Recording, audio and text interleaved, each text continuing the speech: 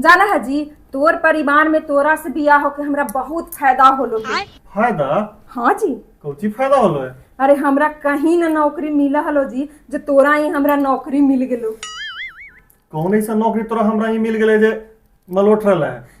अरे ऐसा नौकरी हमरा मिल गेले ना कि हम कभी भी रिटायर न हो सका ही है। झाड़ू देवे वाला, पोछा देवे वाला, खाना बनावे वाला, बर्तन धोवे वाला, ऐसा सब हमार फिक्स नौकरी है। हमरा के अलावा कोई न कर सका हो। अरे वो तो छोड़ दा, महीना में जो सैलरी मिले ना ओकर बदले हमरा 349 रुपया के मोबाइल रिचार्ज करावल जाओ। आ कभी कभी होली, दशहरा, दीपावली, तीज ई सब में हमरा साड़ी आके मिल जाए।